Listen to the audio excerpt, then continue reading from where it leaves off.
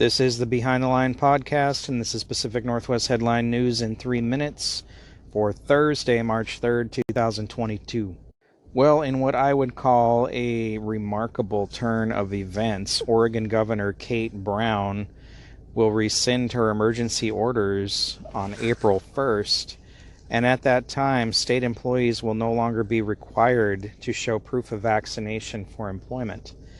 So new employees who start after April 1st will not have to get vaccinated. The article from KATU Channel 2 does not say what the status for employees who were terminated during the vaccine requirement period, how they would be treated, if they would be allowed to come back to work. I suppose not. And, of course, as far as Washington and California goes, nothing's changed about the vaccine requirements there yet. More evidence of inflation and rising gas prices from either the good old USA government or Russia or whatever. In Portland, one gas station charging $6.29 a gallon for regular gas, $6.79 for premium. Oregon's average price per gallon is $4.03. Not sure why this station is charging so much more, but I suppose this is something we all have to look forward to. At that price, 12 gallons of gas is about $75.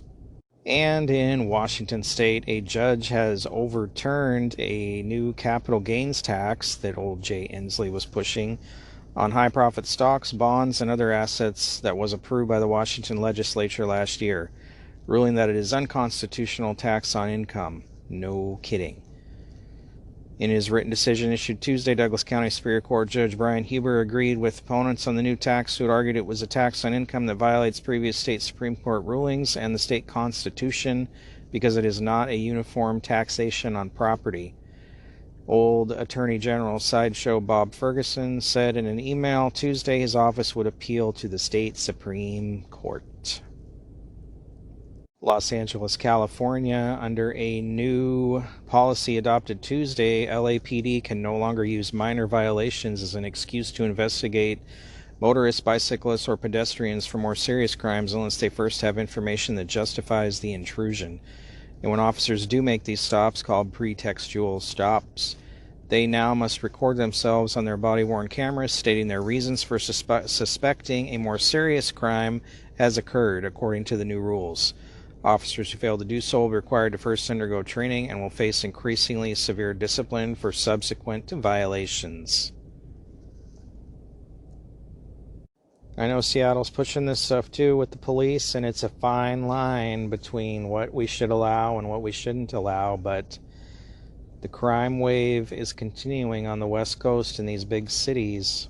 Seattle had a man shot in the heart of downtown in broad daylight on Sunday afternoon, and 3 days later, a 15-year-old boy was shot and killed at the same location. So, when do we say enough is enough? This has been Pacific Northwest Headline News in 3 minutes. For more, visit BehindTheLinePodcast.com. Thanks for listening.